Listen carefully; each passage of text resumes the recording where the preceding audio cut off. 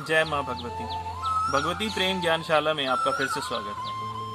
आज हम अपनी कहानी सुनाने जा रहे हैं। एक बार एक राजा था और उसके मन में 3 सवाल उपजे। ईश्वर एक है या अनेक है? ईश्वर करता क्या है और ईश्वर रहता कहाँ है? उसने अपने इन सवालों का जवाब जानने के लिए बड़े बड़े विद्वानों से तर्क किया, बड़े बड़े पंडितों के पास गया, बड़े मंदिरों में मठों में गया, लेकिन उसको संतुष्ट पूर्ण जवाब नहीं मिला। एक बार राजा जो है ऐसे ही घोड़े पे सवार होकर के कहीं जा रहे थे और वहां उन्हें एक संत आते हुए दिखाई दिए। उन्होंने उनको प्रणाम किया और प्रणाम करने के बाद अपने 3 सवाल रखे कि ईश्वर एक है या अनेक है, और ईश्वर करते क्या है, और ईश्वर रहते कहाँ है। संत ने बोला कि ये किसी राजा का तरीका तो नहीं है जो आप पूछ रहे, ये तो राह चलते एक उदंड का तरीका है। आप मुझे ले जाइए अपने निवास में, वहाँ तरीके से हम इसका जवाब देंगे। तो राजा उसको ले आए और एक कुटिया में उनका प्रबंध बाग में कर दिया। तो राजा ने सवाल पूछे, तो सवाल पूछने के बाद में संत ने कहा कि मैं 1 महीने के बाद इसका जवाब दूंगा और भरी सभा के अंदर जवाब दूंगा। तो ठीक है जी। धीरे धीरे 1 महीना बीतता गया और समय आ गया। राज दरबार पूरा सजा हुआ था। संत जी को लाया गया। अब संत जी बैठे हुए हैं और संत जी से राजा ने सवाल पूछा कि महाराज जी अब बताइए मेरा पहले सवाल का जवाब कि ईश्वर एक है या अनेक है। संत ने बोला कि कुछ भी देने से पहले जो है वो दान दक्षिणा दी जाती है, तो मुझे दान दक्षिणा दो पहले। दान दक्षिणा में क्या चाहिए? कि दान दक्षिणा में आप थाली भर के मोती मंगवा लीजिए। थाली भर के मोती मंगवा लिए गए राज दरबार में। और संत ने कहा कि मैं अनपढ़ हूं, मुझे ज्यादा ज्ञान नहीं है, तो मुझे गिन करके बताओ और एक एक करके गिनना। फिर ठीक है, राजा ने गिनना शुरू किया। हाथ में मोती उठाया, 1 जी, बिल्कुल 1। राजा ने उसको रख करके दूसरा जब उठाया कि 2, तो संत ने रोका, नहीं, झूठ मत बोलो राजा, आपके हाथ में 1 है। कि नहीं, ये 2 हैं। कि 2 कहाँ है हाथ में? अब हाथ में तो 1 ही है उस समय पे, लेकिन 2 हैं। कि नहीं, 2 नहीं है। अच्छा चलो कोई बात नहीं, आप अगला उठाइए। जब उन्होंने उठाया तो 3। कि राजा फिर झूठ बोल रहे हो आप, ये 3 नहीं है, ये 1 ही है। अब जब हम एक एक करके कोई चीज उठाते हैं तो वो एक हाथ में तो 1 ही होगी। गिनती हमें 3 की सिखाई गई है। ईश्वर भी ऐसा ही है।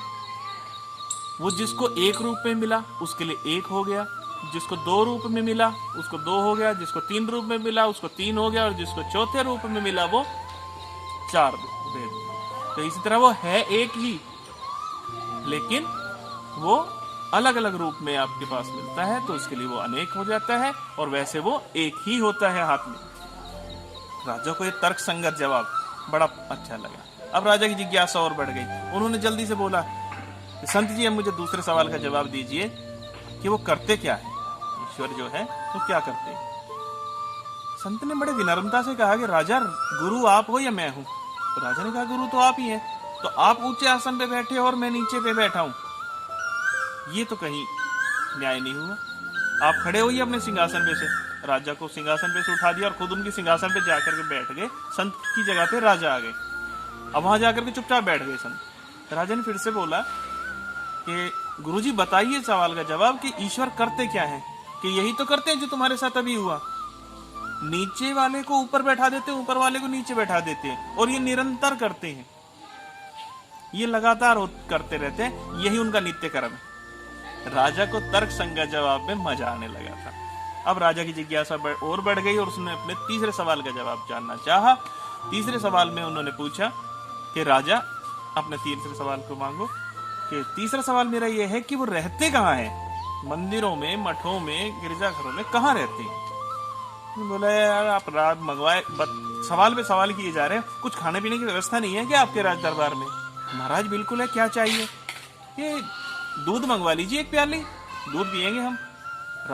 संत जी के लिए दूध मंगवाया गया। अब संत जी दूध को पी नहीं रहे, उसमें यूं उंगली घुमा रहे। राजा हंसने लगे कि गुरुजी ये क्या कर रहे हो? कि मैंने सुना है इस दूध के अंदर घी बसता है, मैं उसे ढूंढ रहा हूं। नहीं, ऐसा तो बिल्कुल नहीं हो सकता। आप जो है घी निकालने की विधि अच्छे से जानते होंगे कि घी दूध को पहले पकाना पड़ता है, उसको जमाना पड़ता है, उसको तपाना पड़ता है, मथना पड़ता है, तब वो घी प्रकट होता है। तो राजा, ईश्वर भी ऐसे ही है, तुम्हारे मेरे हर जीव के अंदर है। पहले विश्वास की डोरी पे उनको जमाना पड़ता है, अपने विश्वास को जमाए रखना पड़ता है, अपने ज्ञान को से उनको, अपने ज्ञान से, अपने तप से उनको जल तपना पड़ता है। और फिर जब अपनी बुद्धि के तर्क से, ज्ञान से मथना पड़ता है, तब ईश्वर आपके अंदर प्रकट होता है। वो रहता हमारे और आपके अंदर ही है, जैसे इस दूध में घी छिपा है। राजा उन सवालों के जवाबों से प्रसन्न चित्त थे। राजा को अपने सवाल के जवाब मिल गए होंगे और आशा है कि आपको भी आपके सवालों के जवाब मिल गए होंगे कि ईश्वर क्या है, कहाँ रहते हैं और क्या करते हैं। इसी तरह ईश्वर हम सबके बीच में छुपे हुए हैं, बस आवश्यकता है हमें उनको पहचानने की और उनको बहाना।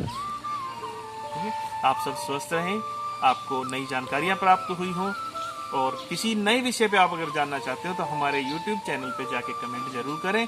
कहानी अच्छी लगी हो तो लाइक करें, अपने दोस्तों के साथ शेयर करें। जय माता दी।